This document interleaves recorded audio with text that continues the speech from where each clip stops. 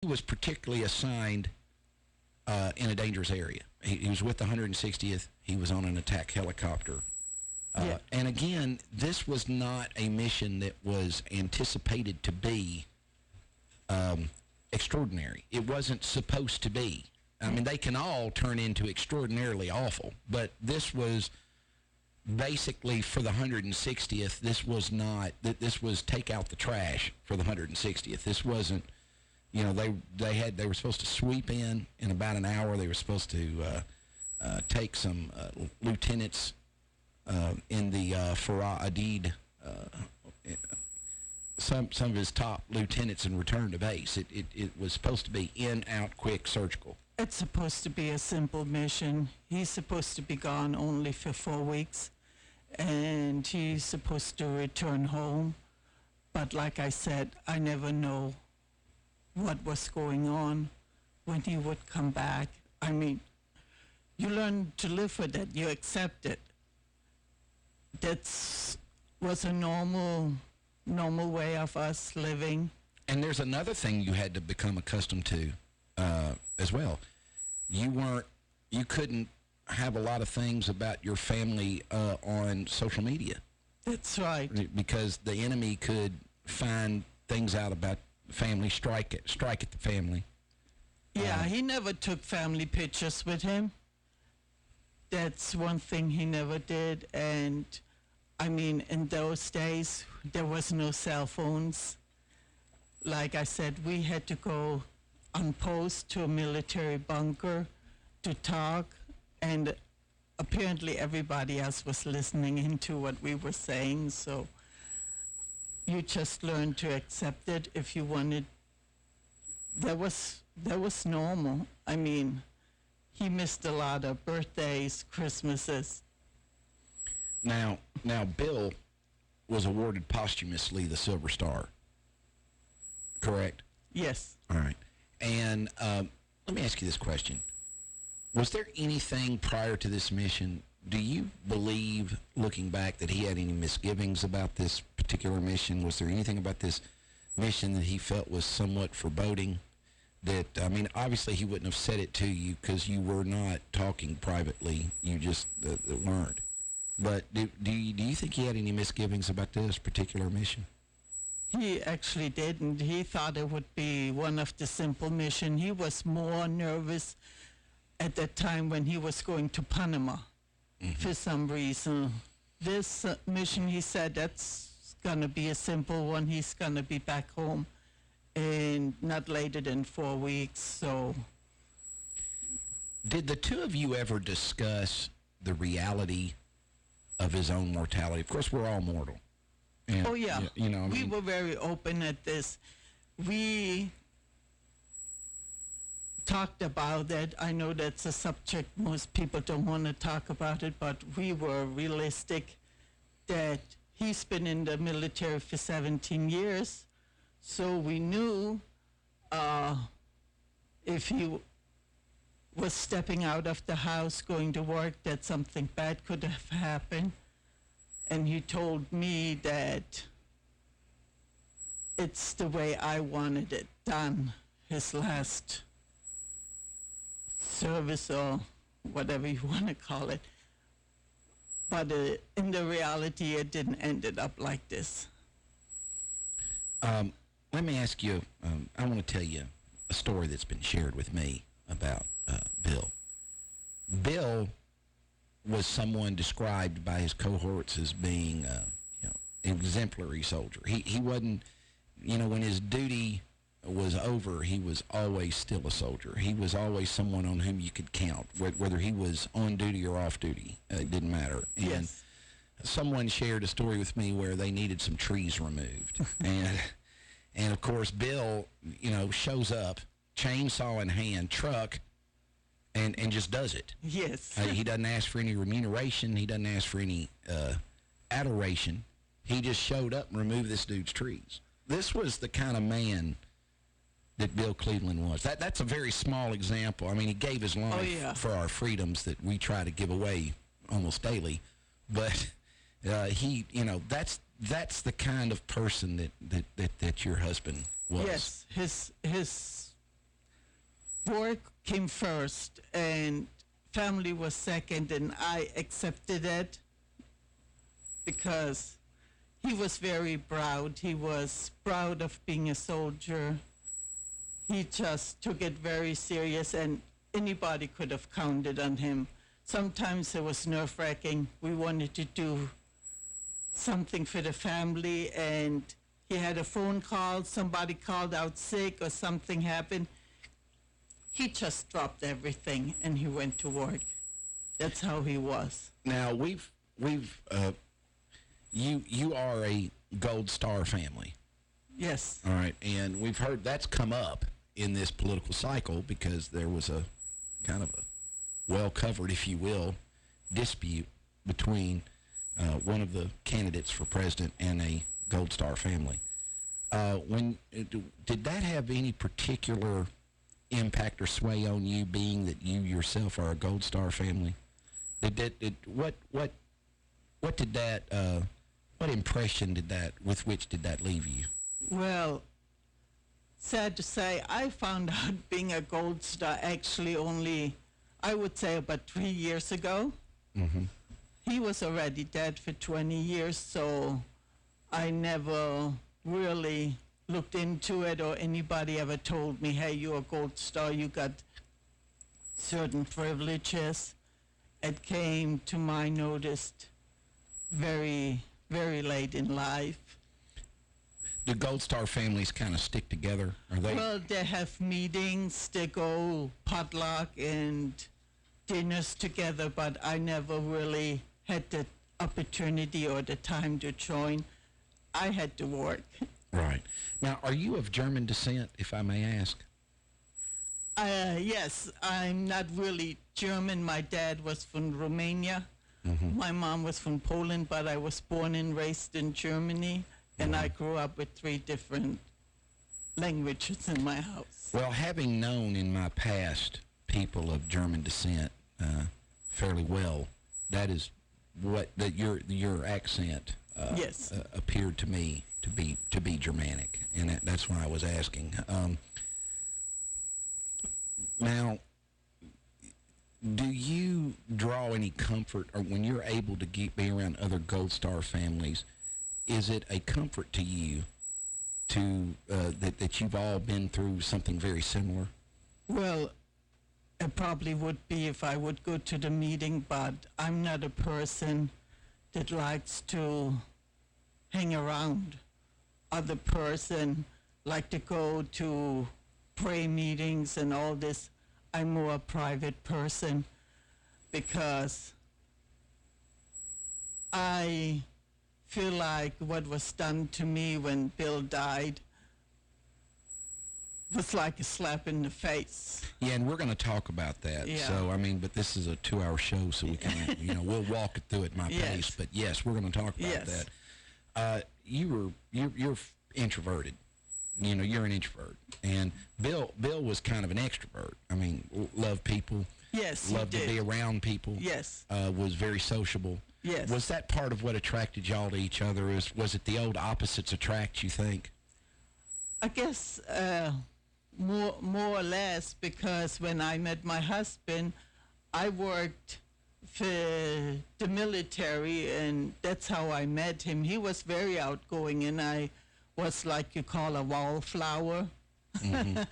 More in the back and shy, and I guess that's what attracted him, because he gave support and comfort,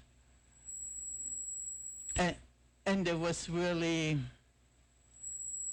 I told him a couple times no when he asked me out on a date, but he was very determined. determined. Yes. Yeah, much like when he undertook military missions, he was determined Yes. to meet the objective. Yes. We're getting the long version of Black Hawk Down, and Christine and Bill Cleveland will be back after these messages. WJZM Radio, Clarksville, Tennessee.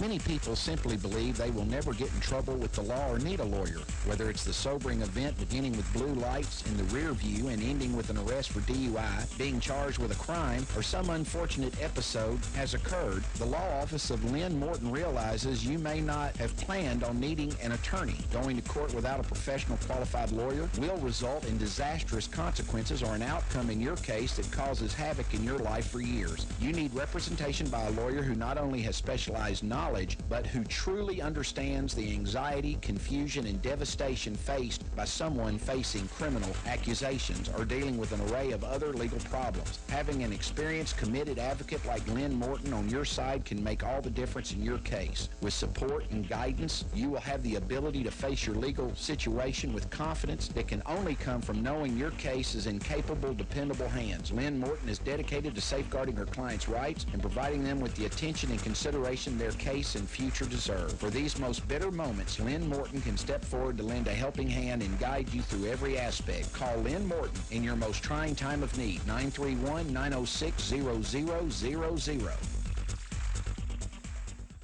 WJZM Radio is Clarksville's only news talk radio station. And for the best coverage of local news and current events, you can depend on WJZM Radio. Listen to WJZM Radio and live online at WJZM.com. WJZM Radio. A lot of real estate is bought and sold in Clarksville, and all of it has to be inspected, and it has to be done right. It's your largest investment of your life. Do you want to leave its inspection to someone who isn't the best? Of course not. 931-980-5759 gets you the best inspection services. Call Bud Wink at 931-980-5759 to get the home you are buying or selling inspected by the best inspection services. That's 931-980-5759. The best inspection services, changing the quality of home inspections one house at a time. Keller Williams affiliate broker Jackie Harker knows a family's most valuable asset, whether buying or selling, is the home. Jackie Harker with Keller Williams Realty in Clarksville, Tennessee, would tell you her most important investment is in you. Whether buying or selling a mansion or a starter, the smart money is placed with Harker. Keller Williams' Jackie Harker will work tirelessly to make sure your buying or selling experience will be pleasant and your expectations will be exceeded. Call Keller Williams' Jackie Harker at 931-801-3946 today for all your home buying or selling needs. That's 931-801-3946. And remember, whether buying or selling a mansion or a starter, the smart money is placed with Harker. 931-801-3946. Jackie Harker. Call her today. WJZM Radio, Clarksville, Tennessee. Hello, everyone. Thank you for being part of the long version today. I'm recording artist Trey Edwards. Boy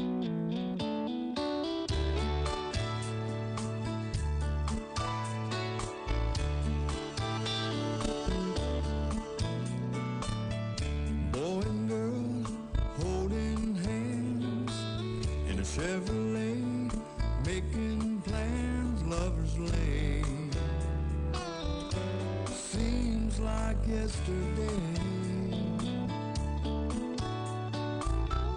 Raising love, shooting stars. You know, we just keep bringing you incredible versions here on the long version, and that was Trey Edwards. He certainly had one, but today it's the dubious anniversary, if you will, of October 3rd, 1993, in Mogadishu, Somalia. The mission was to abduct lieutenants of the warlord Muhammad Farad Adid and return to base. Should have taken an hour. It turned into an ordeal that Hollywood depicted in a feature film. One of the men who paid the ultimate sacrifice for his country on that day was Bill Cleveland Jr. And he was on the high-tech UH-80 Black Hawk attack helicopter. One of them was shot down. He was one of the ones who was shot down. The pilot was Michael Durant, and Bill was the staff sergeant. William David Cleveland Jr. had been crew chief in Super 6-4, which was the helicopter that Durant piloted.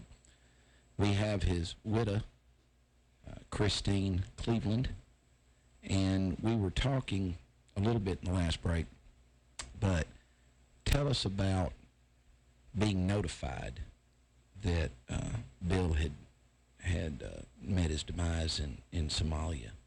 Take us back to that day. I know that's painful, but maybe in the retelling of it, you know, so many times it helps you internalize these type of trauma. But tell us about that day.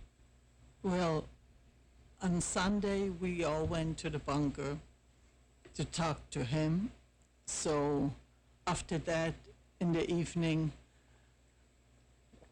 we watched the news on TV, and my son, who was at that time 17, he just saw something from Somalia where a helicopter got shot down and where a man got dragged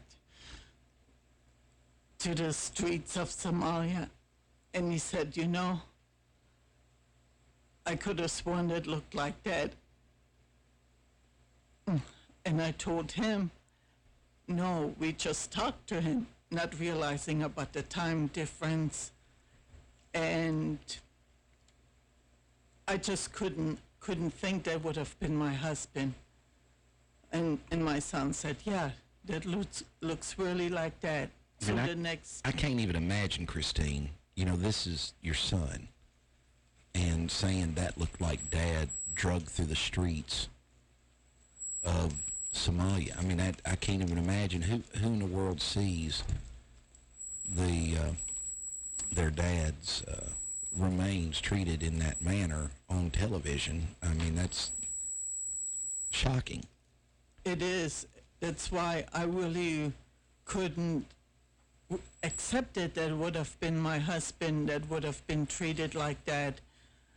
I never in my entire life would have thought he would have died that way. Obviously, that violates the Geneva Convention, but, you know, when you're dealing with a Somalian warlord, I don't think that they care too much about the rules of engagement, so. I guess not, because it was pretty brutal. You saw women and children jumping up and down his body, and it was really, really brutal. For me right there, I changed the channel because I couldn't even watch it. And I was hoping it would not be my husband, that my son would have been wrong. That night, I really couldn't really sleep because I had no way to get a hold of him to confirm that it wouldn't be him. But, you know, somewhere inside, you kind of knew it was, didn't you? Yeah. I mean, you're telling yourself, that's not my husband, that can't be my husband. But there's a voice in you that is saying, Christine, that the greatest of all your fears has come to realization that is he.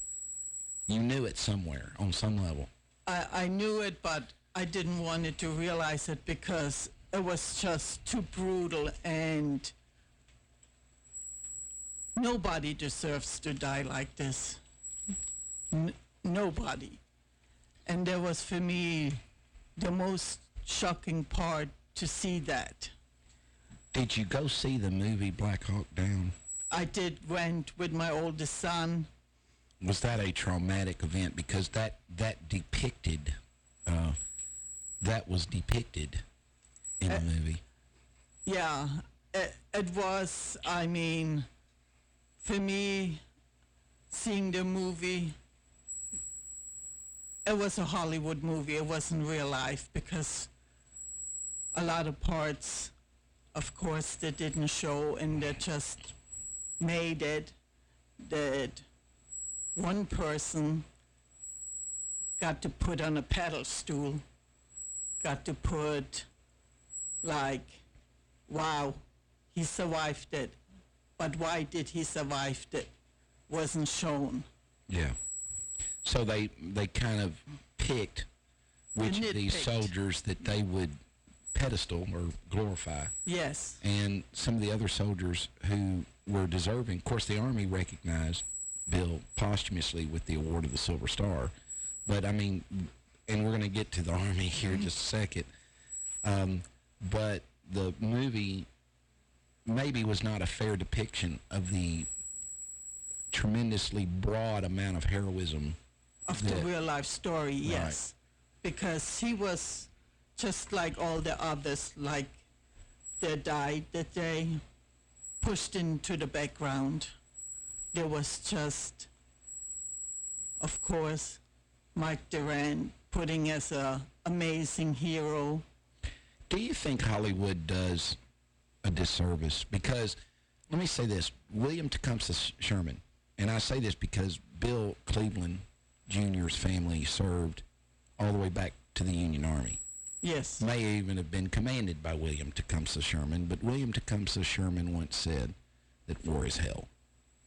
Hollywood depicts war much more glamorously than it really is. Do you think there's a lot of military wives that can't watch war movies because of the way in which they glamorize something that really is hell? Oh, I believe so. After my husband died and after I watched that movie, I never could have watched any other war movies because I know they're not accurately, they're not correct. They're just made like for Hollywood to make something look good what is not. And of course the movie Black Hawk Down really glamorized Michael Durant. Yes. Who had piloted the helicopter, on which Bill Cleveland had been crew chief. But is it your feeling that they did not do enough to recognize Absolutely, Bill? Because when the helicopter got shot down, my husband was alive with Durant sitting, leaning against the helicopter, fighting like he did till he gave up, and my husband still was fighting because there was just the type of person he was. He would not surrender. Did anybody who survived, who witnessed your husband's heroism, ever come and have a talk with you and tell you about the event? Yes. Tell us about that.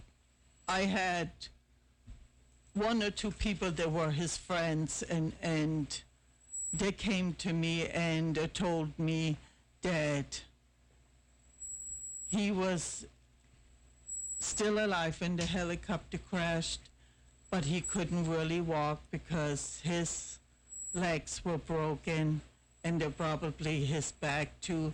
But he leaned against the helicopter and he was fighting as good as he can, I guess, till he ran out of ammunition and bullets and couldn't really fight back. And I know there was only 2 Rangers that were sent in to save those 2 people. Those 2 Rangers were the only ones that cared enough to voluntarily give their life to save my husband and Durant. They sadly died too that day. Do you feel, because this happened when Bill Clinton was president, and a lot of the criticism of the Clinton White House, it's been a criticism of the Obama White House too, is that the Clintons have been described as having an almost disdain for the military. It was a widely rumored attitude when the man was president of the United States, that he had almost a visceral disdain for the military. Do you think that his attitude toward the military, whether it needed funding, whether it needed the training, the military cuts in spending that were undertaken, led to this particular mission coming off this badly, and the attempt to rescue these men being so unfruitful? In my personally opinion, I blamed him that my husband died because we denied ground troops. He denied sending anybody in to help them. I guess two guys were not important enough to send him some more help. Which is antithetical to the military doctrine to leave no man behind. You know, that's antithetical to what the military is consistently preached. Yeah, I don't like that phrase anymore because it's a lie. Because It's a that lie. was not your experience. Yeah. They left him behind. It took apparently 2 weeks to find his body. They couldn't, and to recover his remains. What I was told years later, that his remains never was recovered. So I don't know, but yeah, left no man behind is a joke. You cannot tell me that. A lot of men was left behind in Vietnam. They never was sent back home. Oh, they've got men there now, if you believe. Yeah, Yeah. yeah. I mean, that's why you cannot say that. That's something easy to say, but hard to be doing.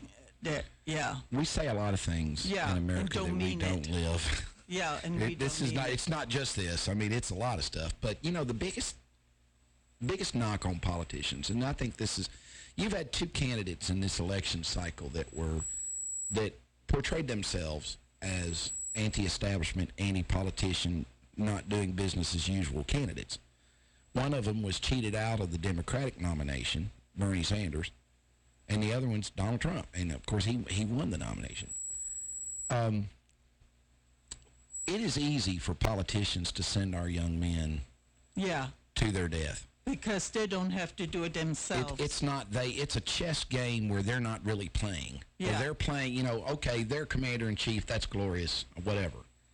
The fact of the matter is they're still sitting in a war room in Washington, D.C., well away from any fire. Exactly. And, They don't know. and it's so easy for them to make these rules of engagement. You know, you've got the DMV and or zone, DMZ. You got the DMZ in Vietnam where you can't go past this certain parallel. And you know, we're always great at coming up with these politician rules that of engagement, and it never impacts them, and it really doesn't impact their. You know, we have historically sent the poor to go fight and die for us.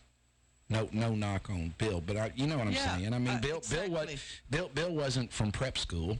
You know, he didn't go to some prep school with a crest on the blazer. I mean, he was a regular middle class person, and that's whom we have always sent to die for us. Yeah. He joined. And the super rich, you know, the 1%ers are always making these decisions, and they're decisions that don't impact them.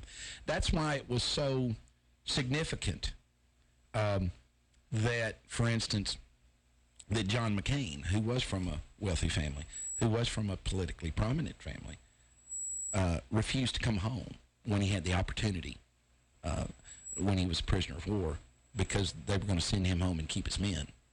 You know, that kind of heroism, you know, that makes him a hero in my book. Yes, you in know. mine too, and Yeah. they don't exist anymore. Well, yeah, that's what I'm kind of getting to. Is have we come to a point in this country where people give lip service to things, but they just don't live it? You know, and it's a concept, it's conceptual, but it doesn't really exist.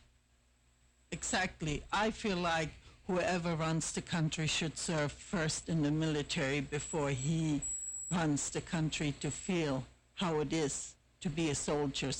Soldiers get not treated anymore the way they're supposed to get treated. Yeah, and of course, we're going to talk about that in the next break, because I think some of the Clintonian, shall we call it Clintonian, disdain for the military had something at least to do, or a lot to do, with the runaround you got from the government immediately post the demise of the man for whom this show is dedicated today, William David Bill Cleveland Jr. You're getting the long version back after these messages.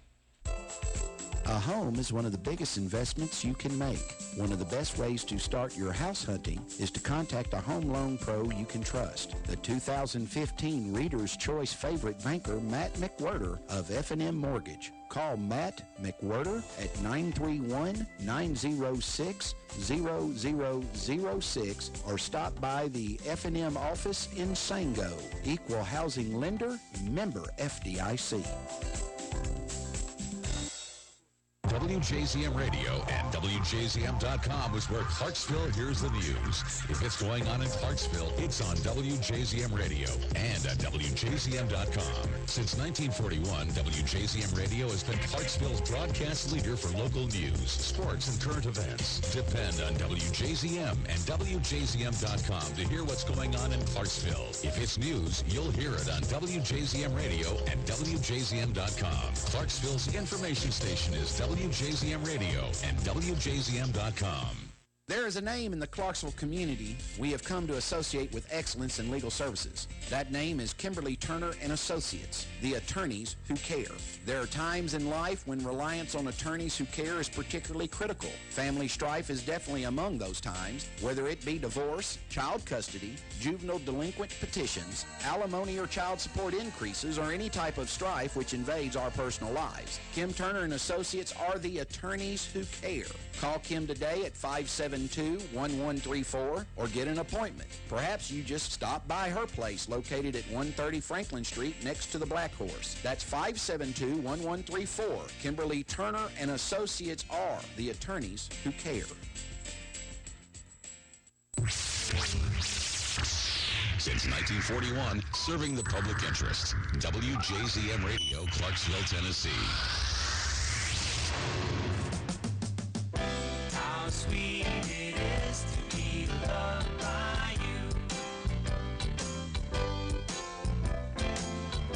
How sweet it is to be loved by you. I needed the shelter of someone's arms. There you were.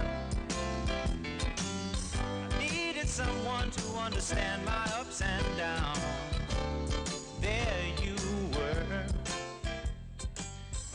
You're getting the long version. Today we're discussing an American hero, Silver Star posthumous recipient, William David Bill Cleveland Jr., crew chief on the Super 6-4, the helicopter piloted by Michael Durant, depicted in the movie Black Hawk Down.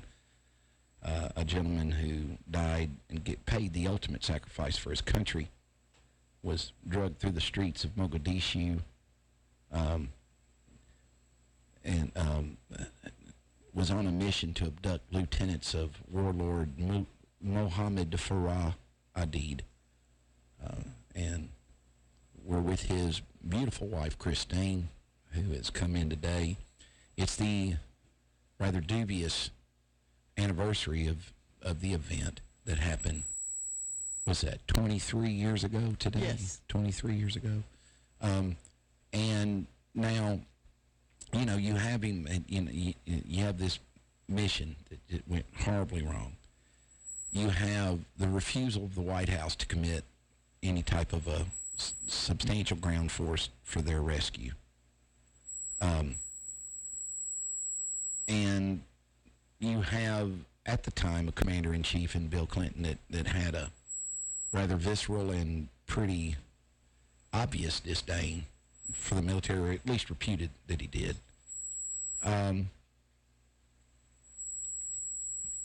After Bill had died, did the government come in and take care of you as they promised? Or did you kind of get the run around for many years? Tell us about that. Well, after Bill died, they came Monday morning at 6 o'clock, and they not even said that my husband was passed on. They told me my husband was missing in action, that they still think they could find him. So they said they had helicopters flying over Mogadishu, calling his name, telling him and Duran to hold out, that they're trying to get them out. I don't know how, because every help was denied. It took till the 14th of October when they came and told me that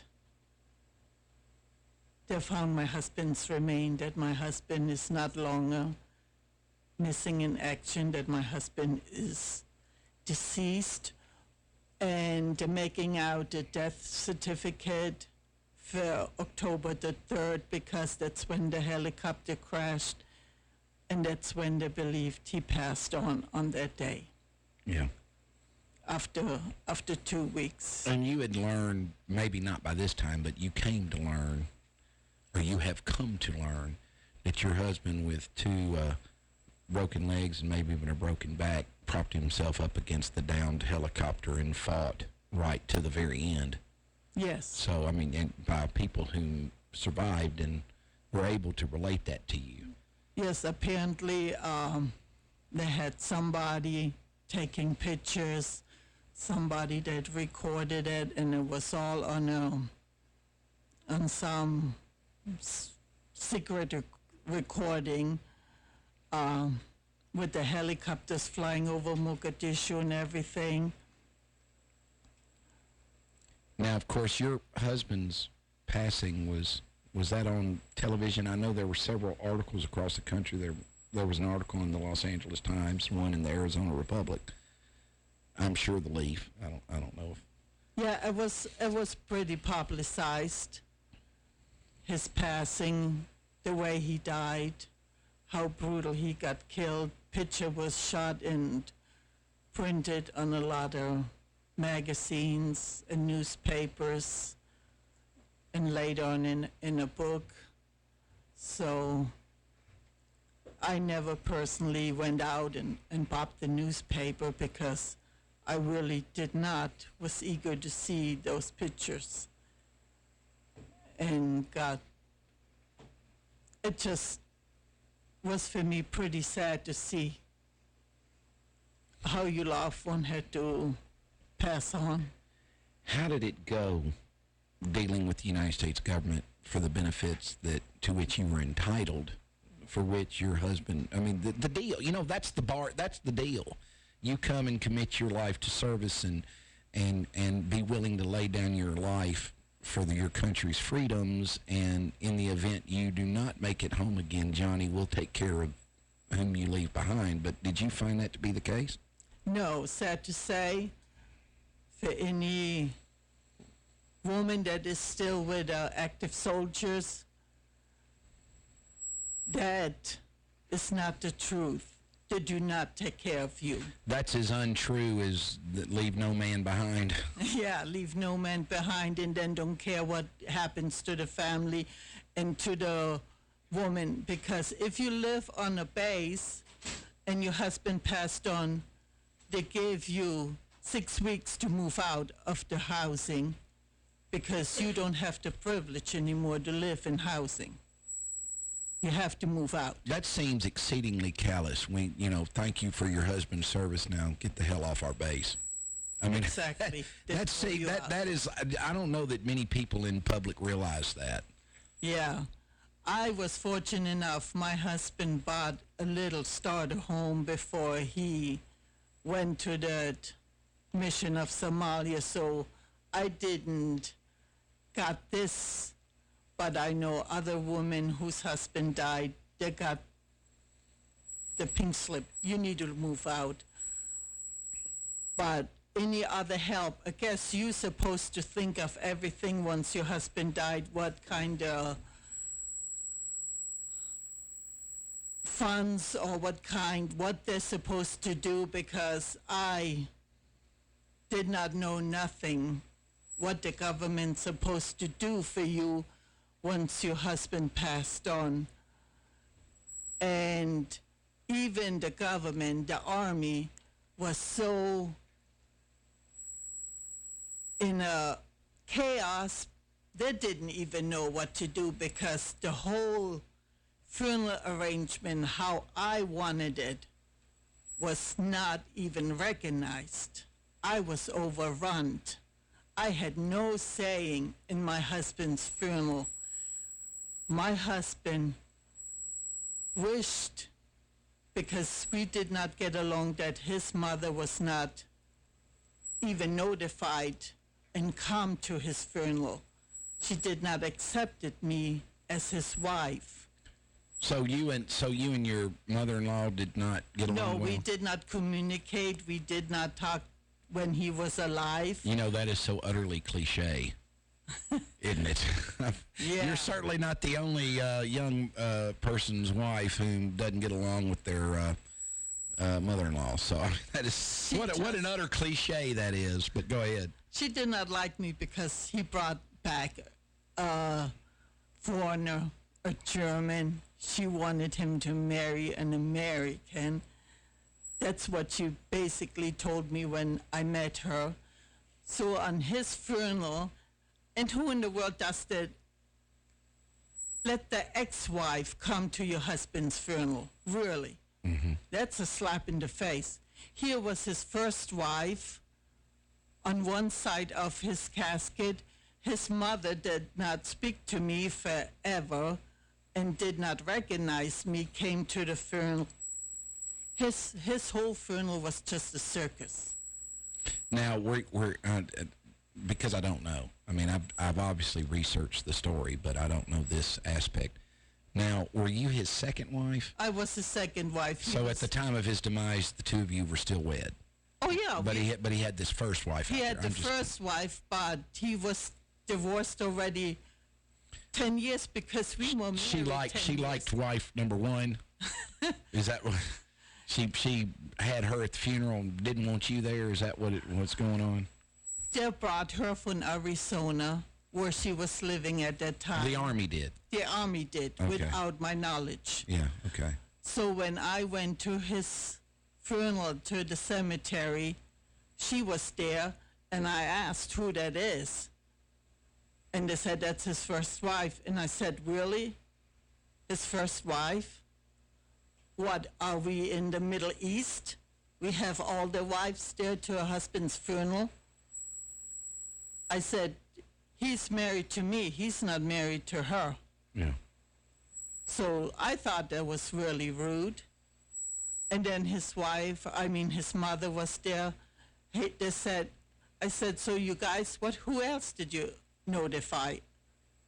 Did you notify his neighbor he used to live with in Arizona? Because I said, this is really not what I thought his funeral would be. Were you assigned a casualty officer after his passing? I was assigned a casualty officer, and he did his duty because the Army told him he did his duty, but he didn't care for me or my family. So there's not a lot of, I take it, there wasn't at the time. I don't, this was 23 years ago, but there wasn't a lot of any type of grief counseling or any For me to offer, no. Yeah. No. I explained it to my 9-year-old daughter and to my 17-year-old son and to his 3-year-old son that the father passed away. And the benefits that you were to receive, what happened in that regard? Well, the benefits I got, what the Army at that time, I guess, was normal. It wasn't a huge amount of money, what I guess it is now, but a lot of funds, I suppose to God, who I didn't know they existed. There was one fund in particular that was the death gratuity. I never received it, or I never know that really existed, because who thinks of stuff like that when your husband died and you make his funeral arrangements? Well, the Army, I would think there would be someone that would come up and sit down with you and say that for your husband's service, because he paid the ultimate sacrifice, you are entitled to this fund, that fund, and that fund. Are you No. saying there wasn't anybody that ever nobody did that with you? explained to me what was I entitled to, and I was the one that arranged his funeral and paid for his funeral. Even when he was brought in for Nashville, his coffin was landing in Nashville airport. And then the funeral home went to pick him up, and I even told them, hey, I go with my truck and pick his coffin up. Right. But they said, we can't. The funeral home said, the funeral director told me that I was not allowed to do it. You had to have a special license. So I wanted to go with the funeral director to pick up his coffin, but I was not allowed. Yeah, and I formerly, one of the trades in which I applied my wares prior to be a lawyer, I did work for a funeral home, and I think that is correct. I think that they have to be responsible for the transportation. But one thing I wanted to ask you is, have you come to believe, and this is the old cliche of who's buried in Grant's tomb, we'd like to think it's Grant, but we don't know. Has it ever been related to you that it might not even be Bill Cleveland's remains buried in has that ever been related to you? I was told that they never found his remains, that they buried an empty coffin. Yeah. But there was never, you never viewed the body. They never I was asked never you. allowed. I wanted to. I asked them in the funeral Now, I home. think that's kind of suspicious. Yes. I would think that that's kind of suspicious. I would have thought, I don't know, but I would have thought that that they would have, for identification purposes, even if the body was not in a condition where the viewing, he still would have had personal effects or something. Exactly. Did they ever give you his identification, like his tags or No. anything? They never got I anything. got nothing. All right. No dog tags. I didn't get his So watch. as far as you know, you don't know if there's even a body in the coffin. Exactly. Could be empty, what I was told it was, because, and that was not that long ago, that was in 1998 that I was told, after all these years, that they never got his remains. And Were you told that in 98? I mean, this is like 5 years later. Yes. Were you told that by someone who would be in a position to know? I was told by somebody that was there, and he said, hey, I just want to let you know, I know it makes no difference now, but they never recovered his remains. Now, we've got a listener who was in the Army for many years, and he says at the time of Bill Cleveland's demise, that the Army, the main attitude in the Army was that the Army didn't care very much for the families of service members. They were not looked on as a priority. And I would say that comports with your experience. That's the experience I got, that I was like a thorn in the eye, a bad memories, that they messed up, and now they have to looking at me, and they did not wanted to deal with my problems. I have to wonder out loud if a commander-in-chief's disdain for the branches of service is an attitude that permeates from, or that kind of comes from the top down. If you have a commander-in-chief that has a military disdain, if that's not something that migrates downward through the ranks, even into the citizenry, and if maybe some of the Clintonian attitude toward the branches of service, if that wasn't some of the Army's attitude about the Army not caring much for the families of service members. Another person has tweeted in that there's been a total shift in attitude today. They are much more accommodating for Gold Star families now than they were at that time. You're getting the long version. Back after these messages. WJZM Radio, Clarksville, Tennessee.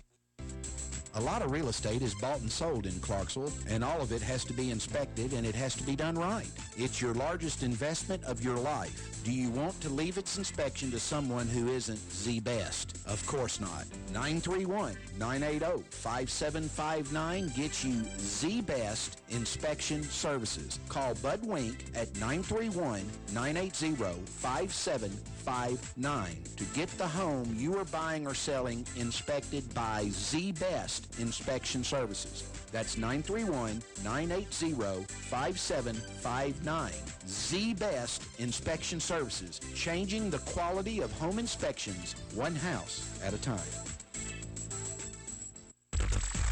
Many people simply believe they will never get in trouble with the law or need a lawyer, whether it's the sobering event beginning with blue lights in the rear view and ending with an arrest for DUI, being charged with a crime, or some unfortunate episode has occurred. The law office of Lynn Morton realizes you may not have planned on needing an attorney. Going to court without a professional qualified lawyer will result in disastrous consequences or an outcome in your case that causes havoc in your life for years. You need representation by a lawyer who not only has specialized knowledge, but who truly understands the anxiety, confusion, and devastation faced by someone facing criminal accusations or dealing with an array of other legal problems. Having an experienced, committed advocate like Lynn Morton on your side can make all the difference in your case. With support and guidance, you will have the ability to face your legal situation with confidence that can only come from knowing your case is in capable, dependable hands. Lynn Morton is dedicated to safeguarding her clients' rights and providing them with the attention and consideration their case and future deserve. For these most bitter moments, Lynn Morton can step forward to lend a helping hand and guide you through every aspect. Call Lynn Morton in your most trying time of need, 931-906-0000. Music is a bridge between the material and the spiritual. My name is Harvey Lauer, and I'm 82. As a blind person, you have to be aware that nobody can tell you what you can or can't do. You really have to try things. My folks got me a little radio in 1940, and that was the best Christmas present I ever got. When I was 11 years old is when I started to play music, play the piano, and then the accordion, and then the cello. My wife, who was also blind, was a good cook. When she died, that's when I started Meals on Wheels. America, let's do lunch. 1 in 6 seniors faces the threat of hunger, and millions more live in isolation. Drop off a hot meal and say a quick hello. Volunteer for Meals on Wheels by donating your lunch break at americaletsdolunch.org. This message brought to you by Meals on Wheels America and the Ad Council. Keller Williams affiliate broker Jackie Harker knows a family's most valuable asset, whether buying or selling, is the home. Jackie Harker with Keller Williams Realty in Clarksville, Tennessee would tell you her most important investment is in you. Whether buying or selling a mansion or a starter, the smart money is placed with Harker. Keller Williams' Jackie Harker will work tirelessly to make sure your buying or selling experience will be pleasant and your expectations will be exceeded. Call Keller Williams' Jackie Harker at 931-801-3946 today for all your home buying or selling needs. That's 931-801-3946. And remember, whether buying or selling a mansion or a starter, the smart money is placed with Harker. 931-801-3946. Jackie Harker. Call her today. WJZM Radio, Clarksville, Tennessee.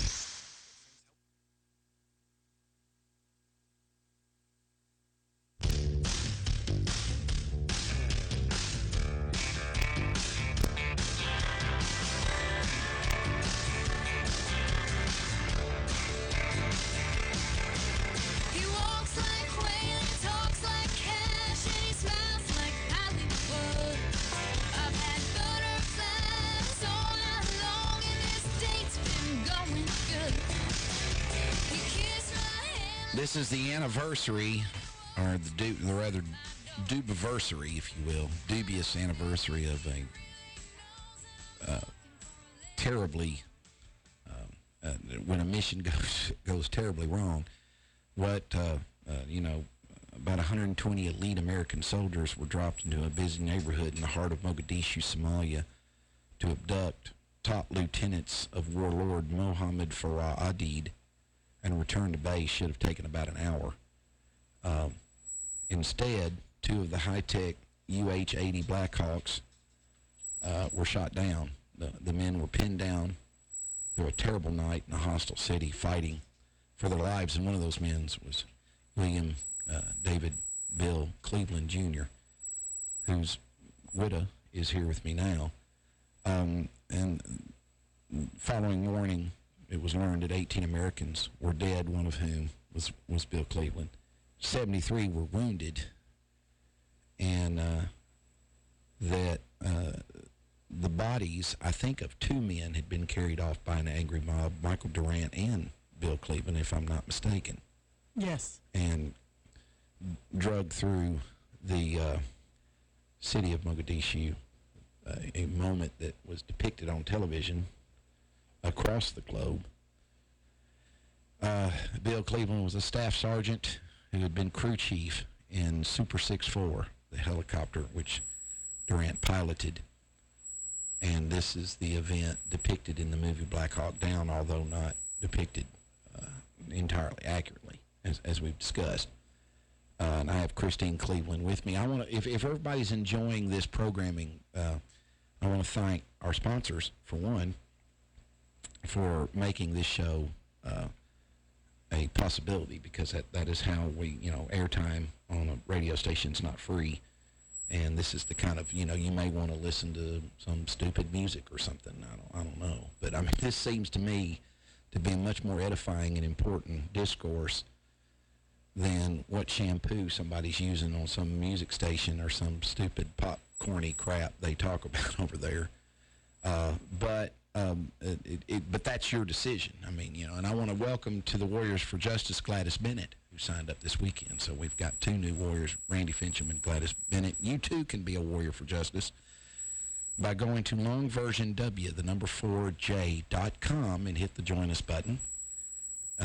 With PayPal, it's $100 a year, or you may choose to donate at any level you wish. And that money is used to support some of the charitable ventures in which we engage, like, the raising money for the middle school football team, whose middle school elected to not pay for them to participate in the state tournament, or the young man from Harlan, Kentucky that we sponsored in an all-star game that could not afford to go, was a product of a single mother's home, or the Humane Society, for which we raised $1,000.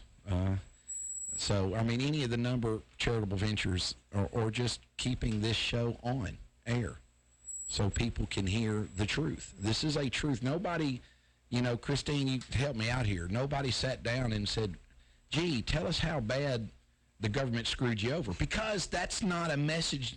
That doesn't comport with the national mainstream media all is well bell. All is not well. That's right. And you're here to tell us that all is not well. We can quit sounding the all is well bell, because all is not well. It's better now, since 23 years is a long time ago. Right.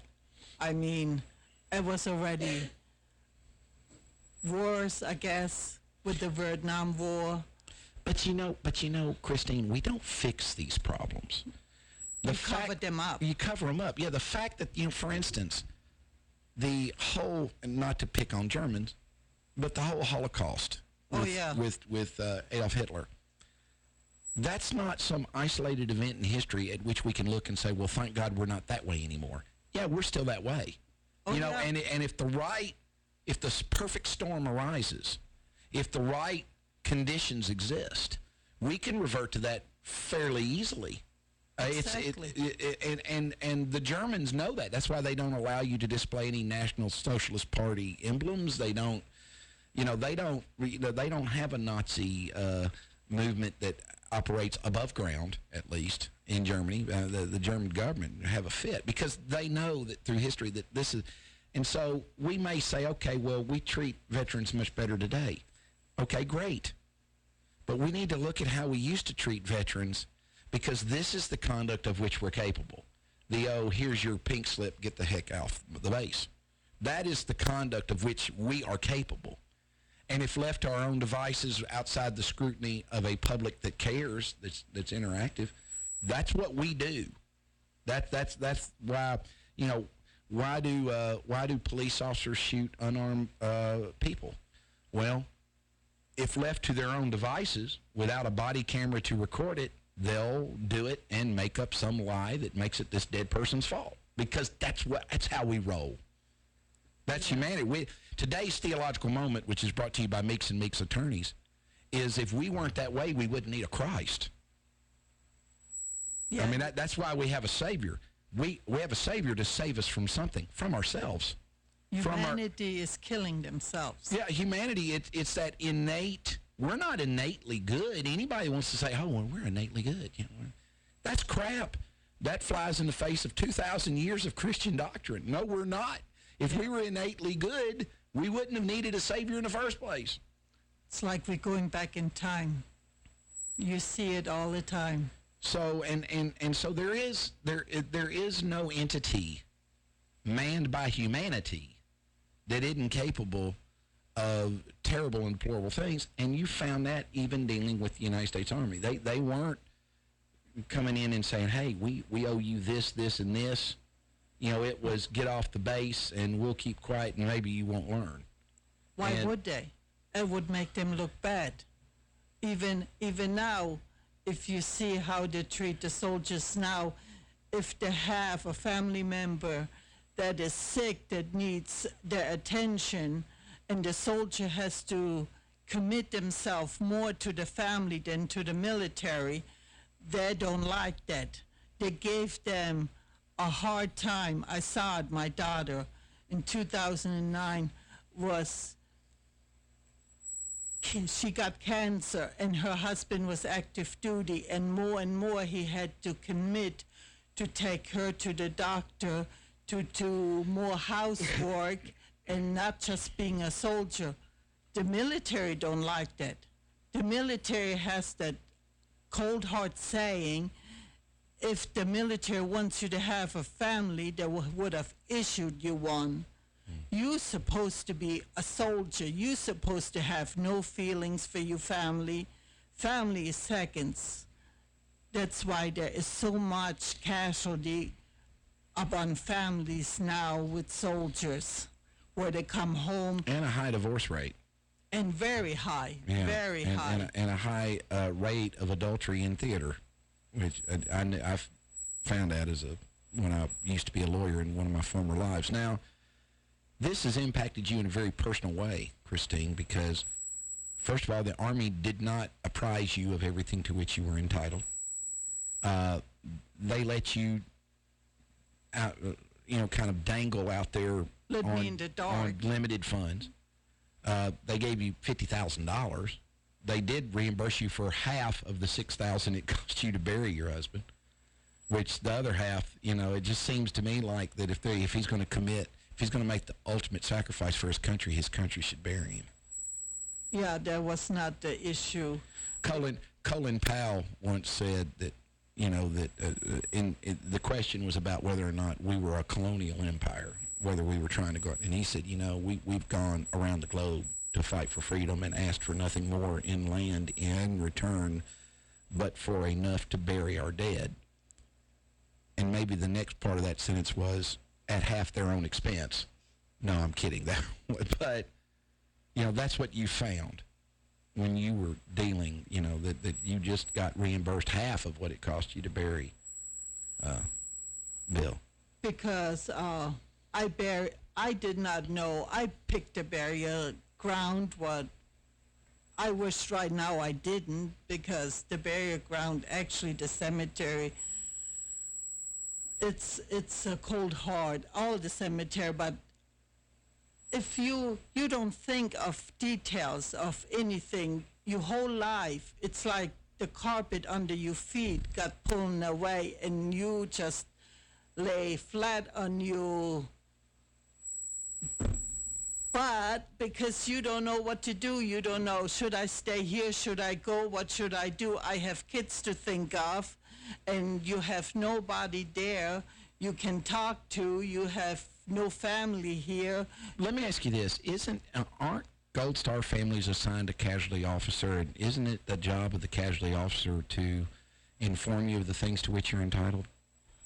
Well, he did not inform me of nothing. I mean, he took me to Social Security office. He took me here and there, but you really don't think you in a fog, because you don't realize actually your whole life is gonna change, and you never see your husband again. Your life never will be the way it used to be.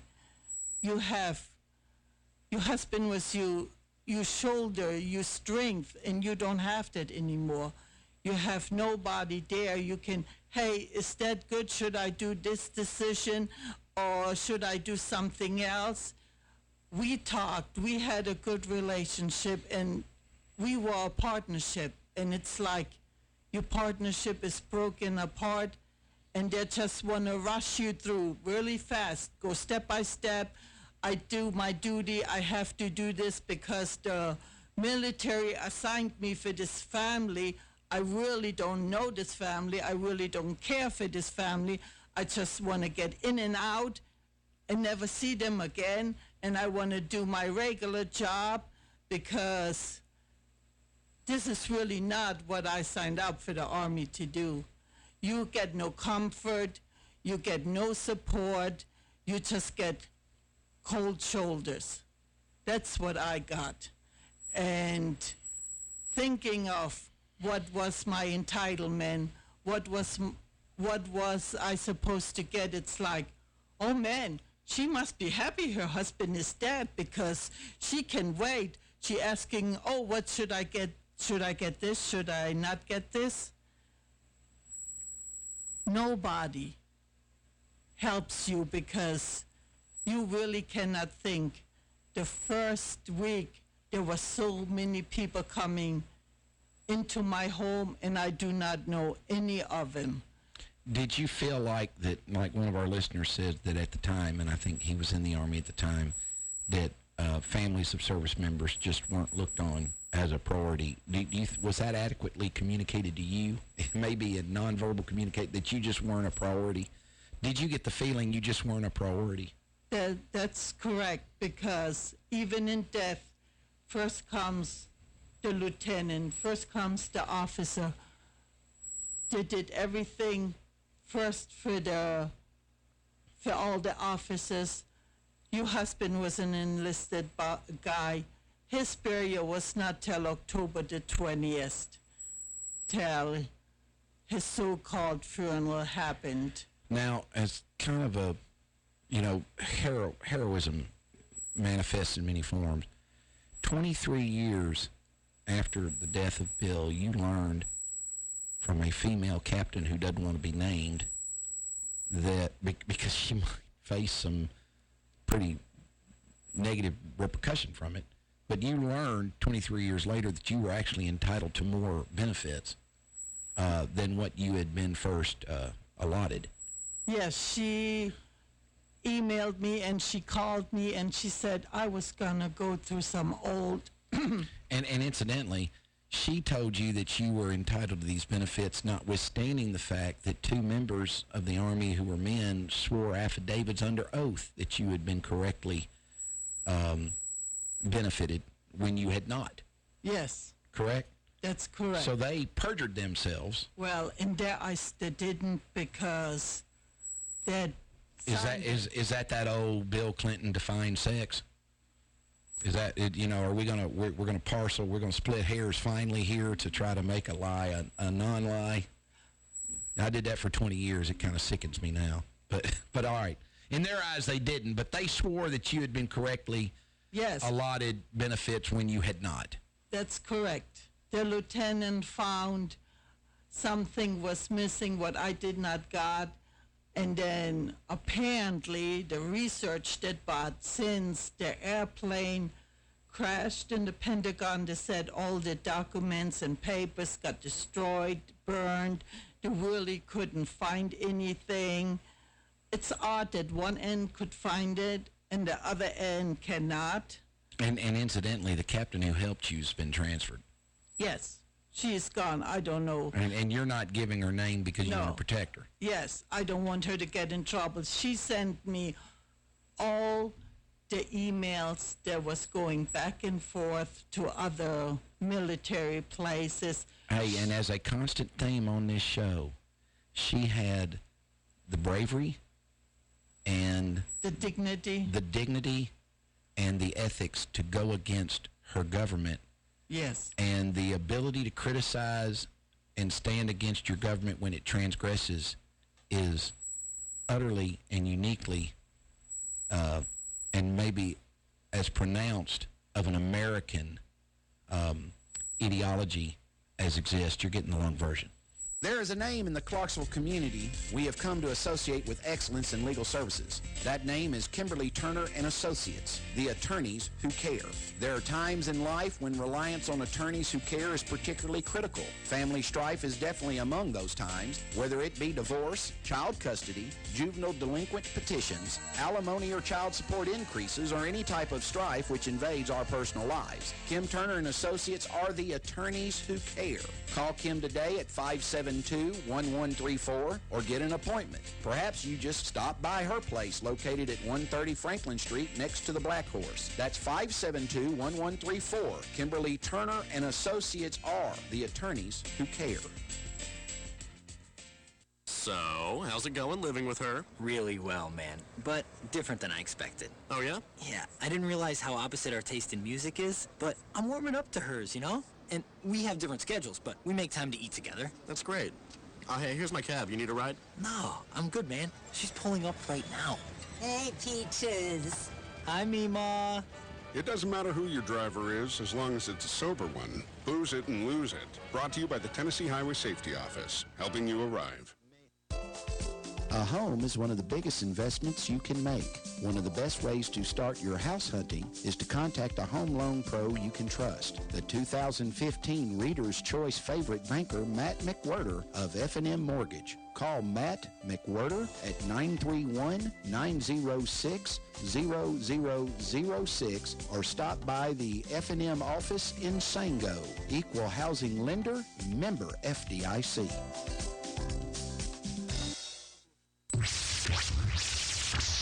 Since 1941, serving the public interest. WJZM Radio, Clarksville, Tennessee.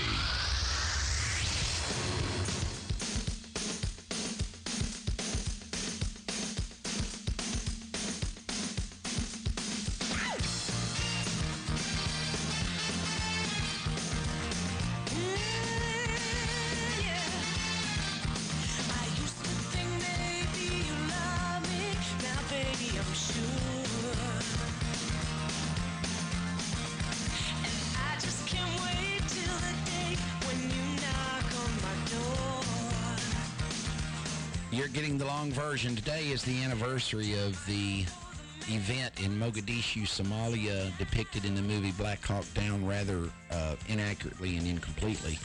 But we're sitting here with Bill Cleveland Jr.'s widow, Christine, who was telling us when we went to break that a warrior for justice who is a member of our group, even though she may not realize it,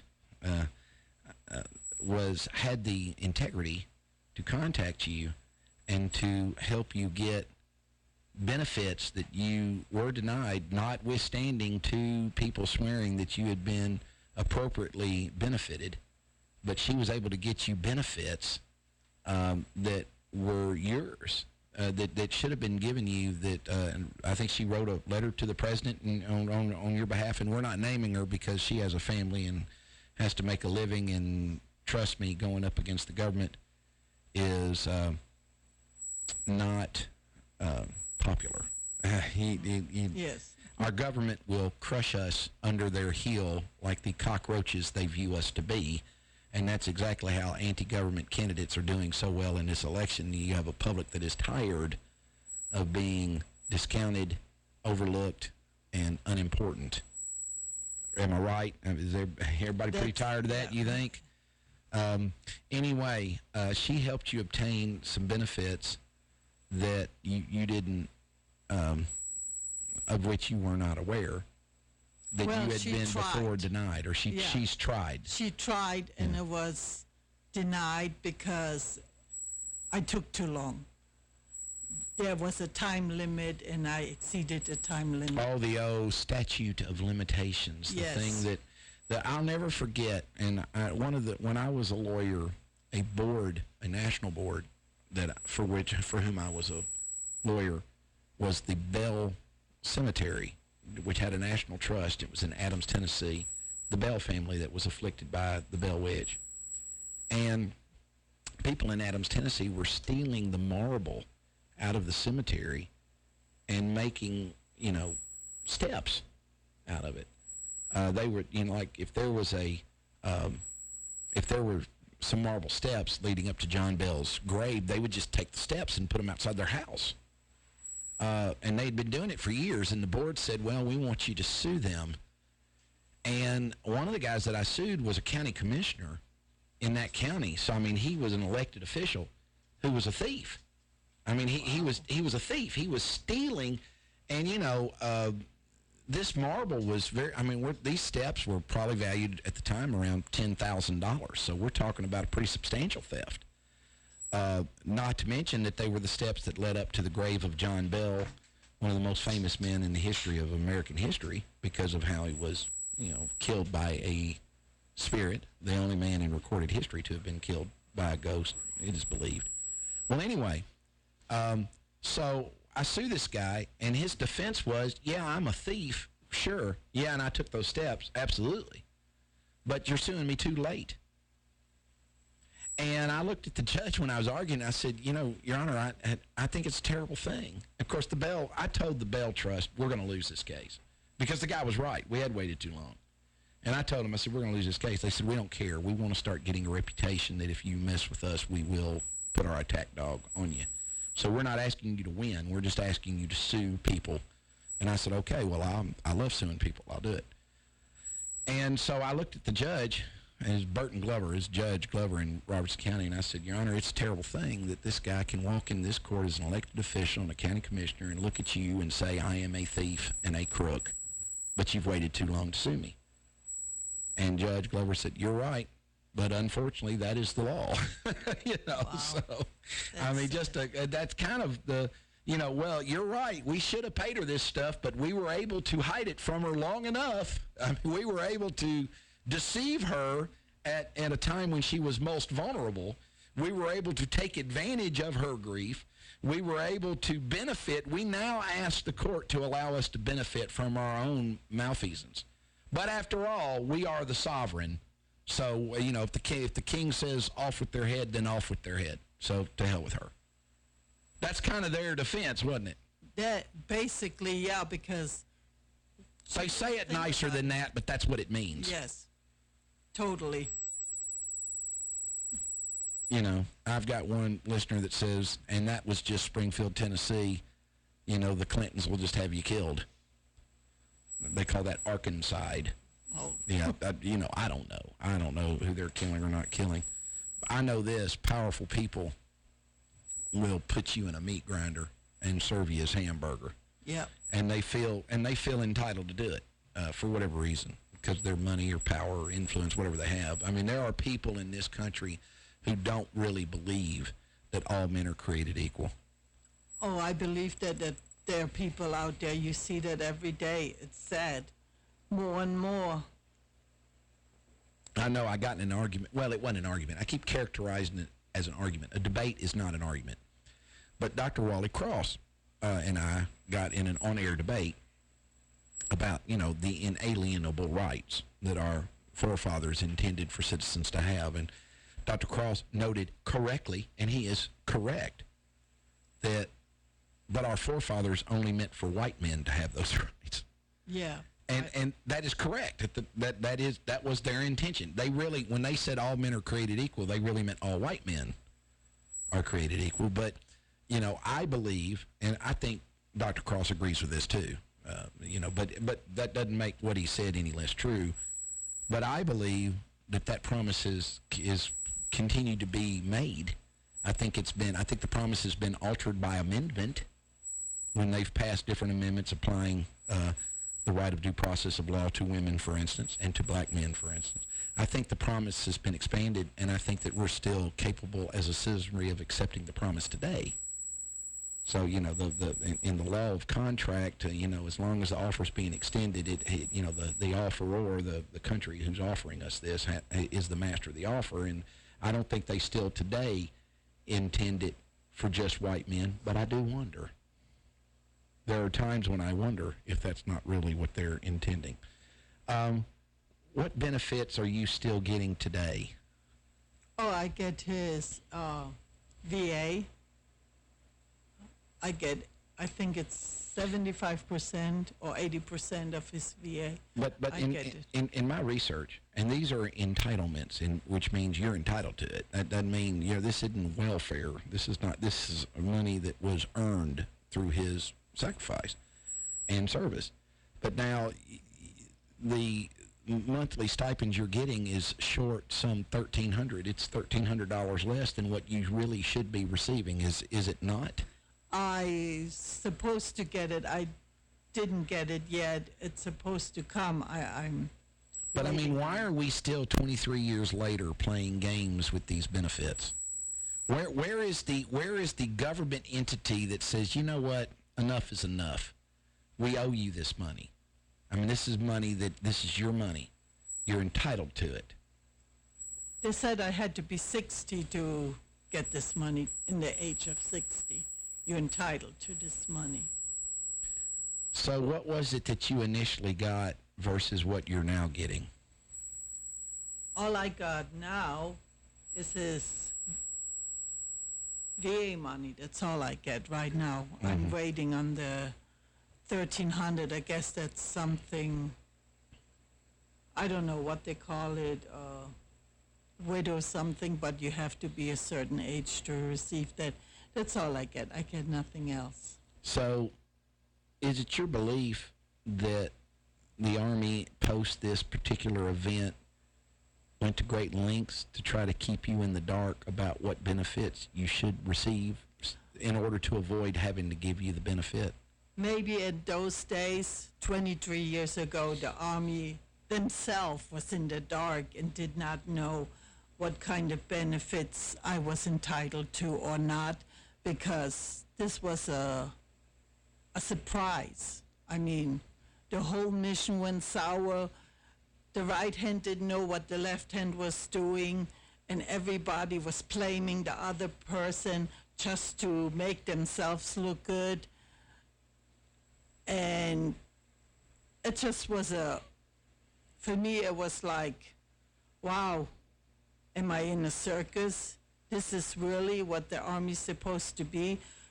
So disorganized. Now, is it your belief that Hollywood paid the Durant family money? Oh, of course. Why would Hollywood not pay the money? They made a movie contract. He made a book contract. Who knows that you would not get money? Everybody knows. Do you feel like that Bill Cleveland's role in this was diminished? Oh, of course. In order for them to not have to make similar arrangements with you? Yeah, that they don't have to just make him look good. Make a movie. It don't have to be true the whole way. It's just part of it. And we don't have to contact all the other people that died.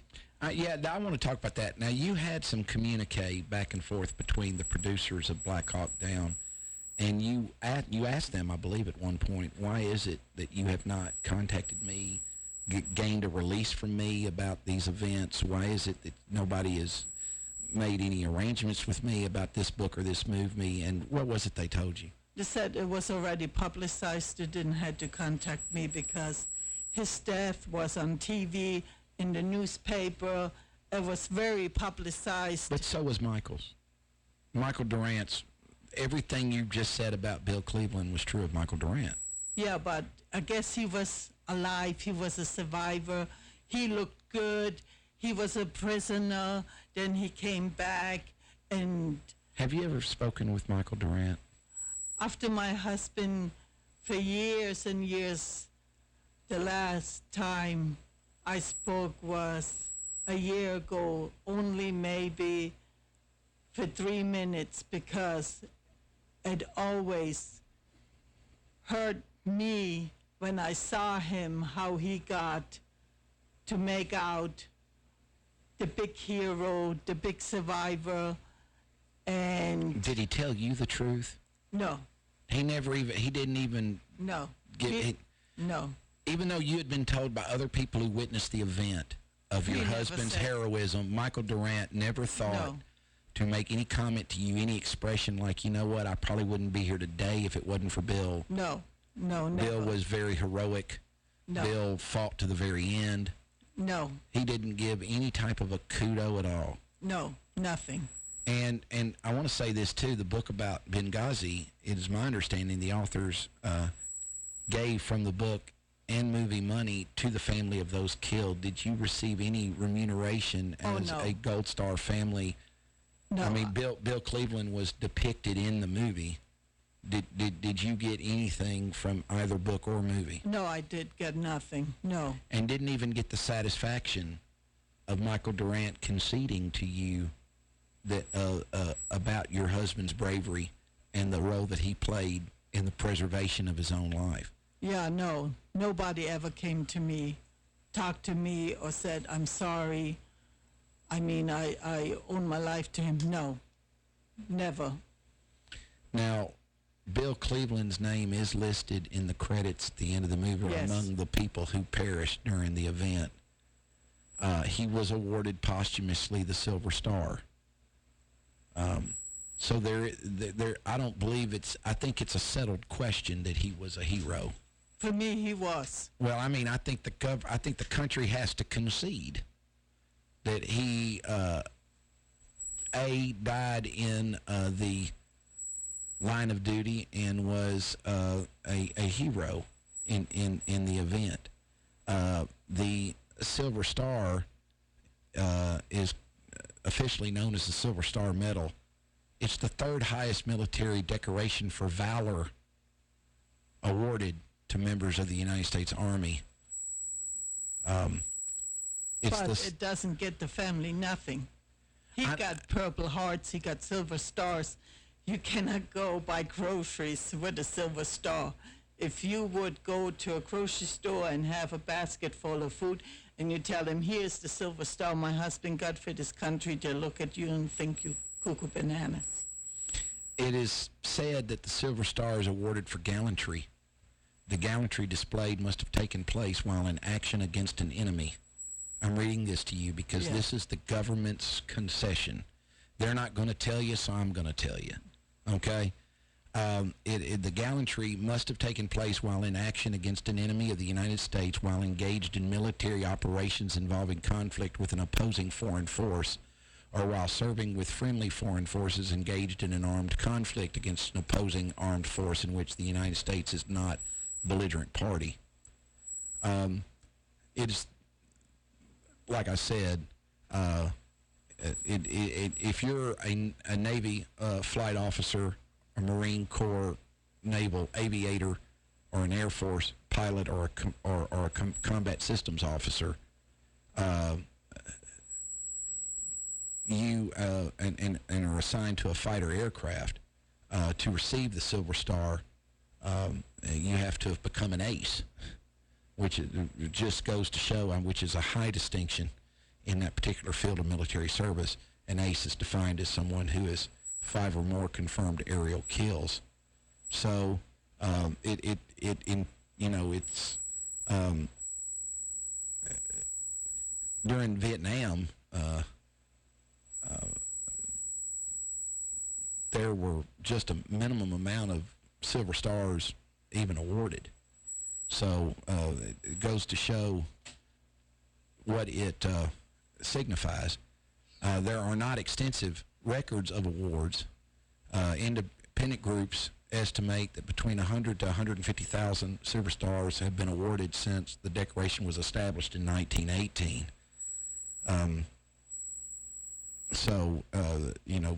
Colonel David Hackworth is probably among the most noted recipients, having been awarded 10 Silver Stars for service in Korea and Vietnam. So anyway, I wanted you to understand that this is an Army concession of your husband's gallantry and bravery, whether Hollywood likes it or not. Yeah.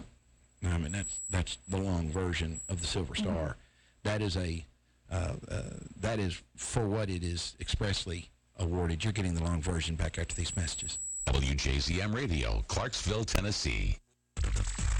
Many people simply believe they will never get in trouble with the law or need a lawyer, whether it's the sobering event beginning with blue lights in the rear view and ending with an arrest for DUI, being charged with a crime, or some unfortunate episode has occurred. The law office of Lynn Morton realizes you may not have planned on needing an attorney. Going to court without a professional qualified lawyer will result in disastrous consequences or an outcome in your case that causes havoc in your life for years. You need representation by a lawyer who not only has specialized knowledge, but who truly understands the anxiety, confusion, and devastation faced by someone facing criminal accusations or dealing with an array of other legal problems. Having an experienced, committed advocate like Lynn Morton on your side can make all the difference in your case. With support and guidance, you will have the ability to face your legal situation with confidence that can only come from knowing your case is in capable, dependable hands. Lynn Morton is dedicated to safeguarding her clients' rights and providing them with the attention and consideration their case and future deserve. For these most bitter moments, Lynn Morton can step forward to lend a helping hand and guide you through every aspect. Call Lynn Morton in your most trying time of need, 931-906-0000.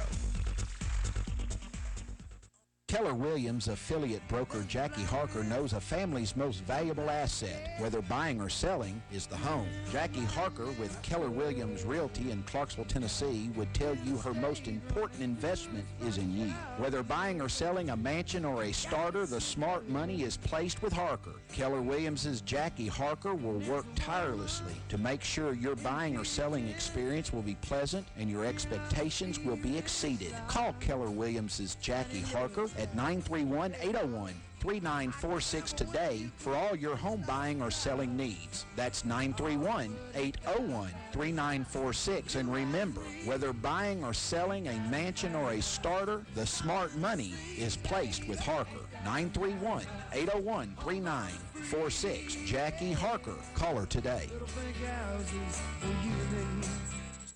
If you want to know what's going on in Clarksville, listen to WJZM Radio and worldwide at WJZM.com. WJZM is Clarksville's most dependable radio station for local news and current events.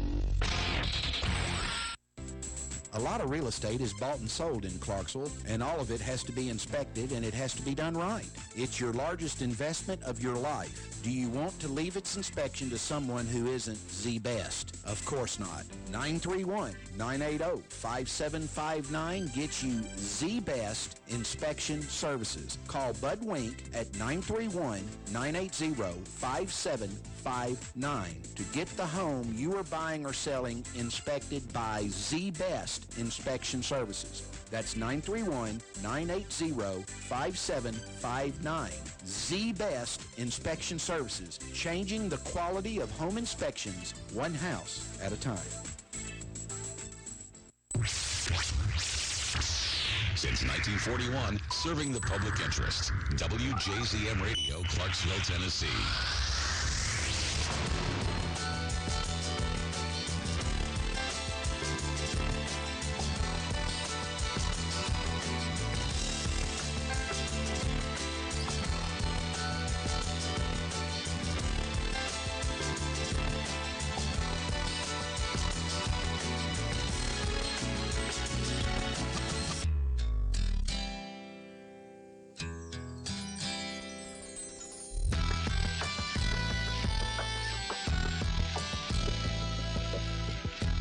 I want to read to you from an article that appeared October 22nd of 1993 in the Arizona Republic, written by E.J.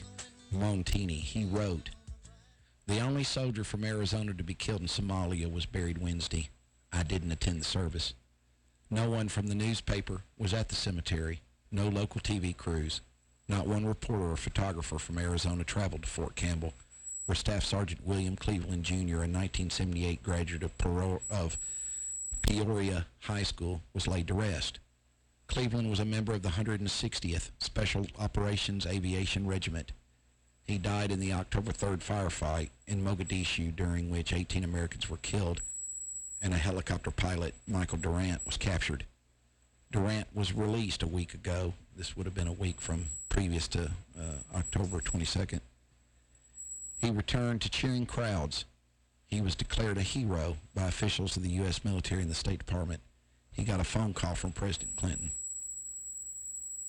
I haven't been able to find out exactly when Cleveland returned home or who was there to meet him, but he was buried Wednesday with full military honors, including a 21-gun salute, in front of his wife, his children, his family, and friends, and we ignored it.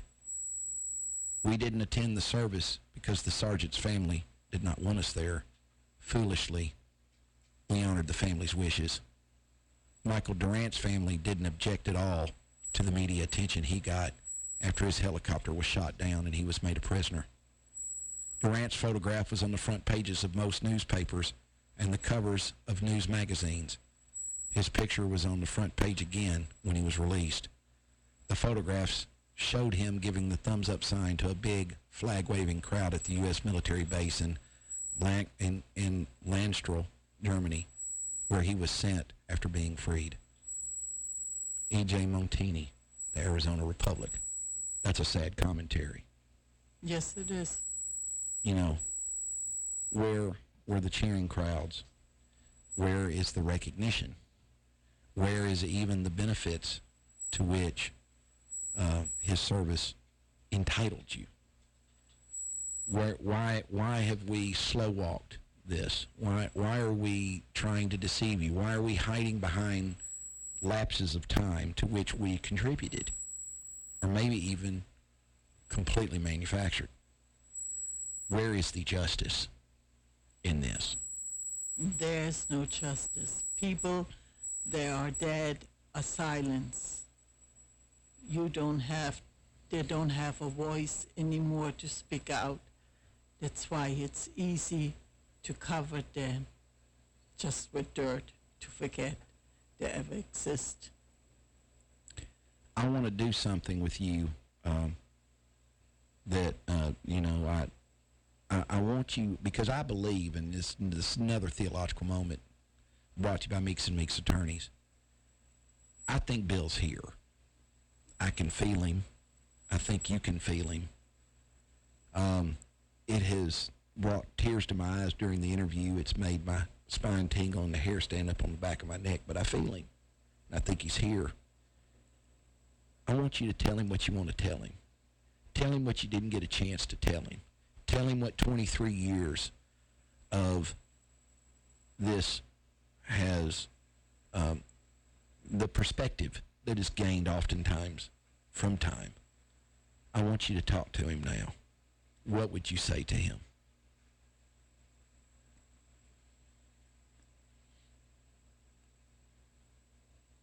That he's the hero in my eyes.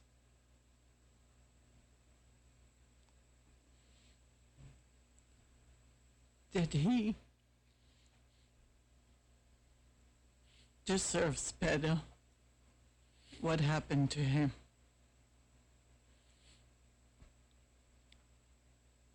That I never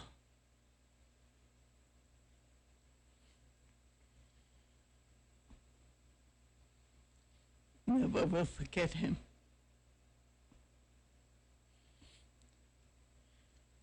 No matter what the world out there says, movie stars or other, he's the true hero because he believed in what he did.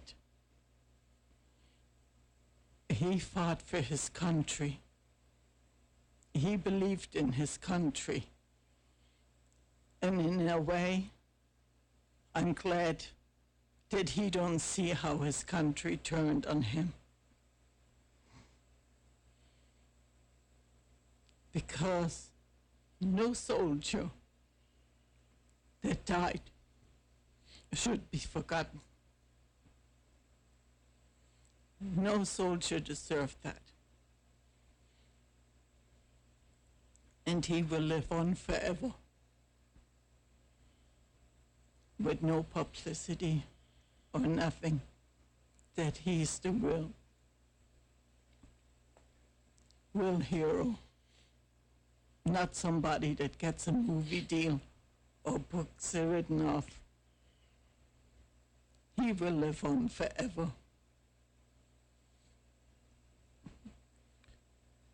Well, I'd like to tell him something if I can be so brazen. Sure. Bill, I didn't know you.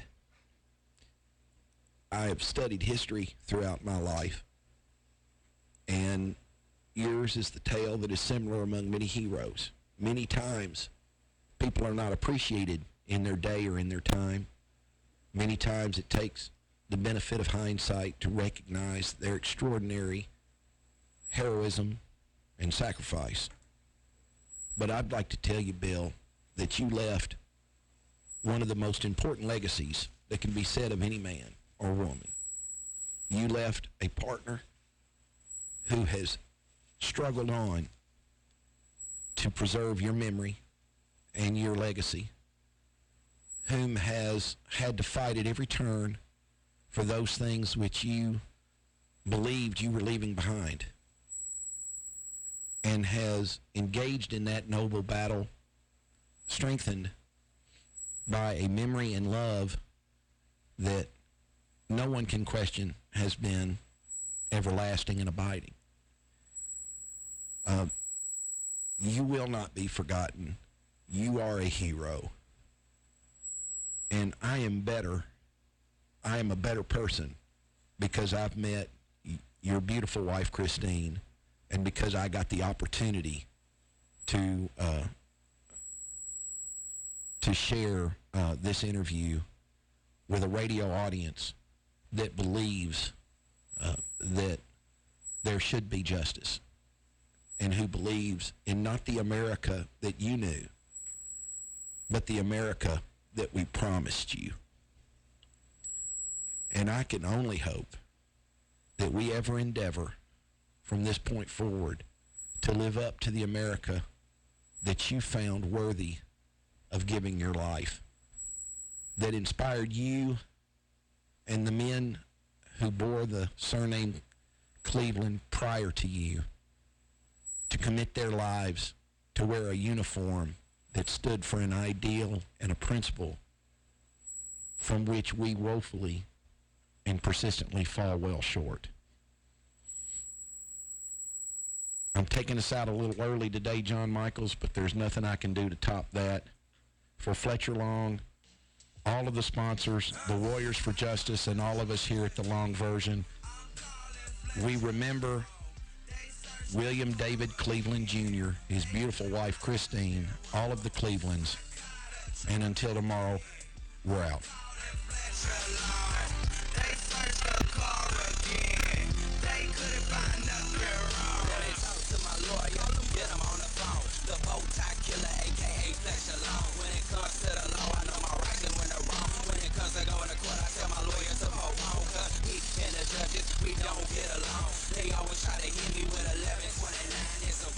There is a name in the Clarksville community we have come to associate with excellence in legal services. That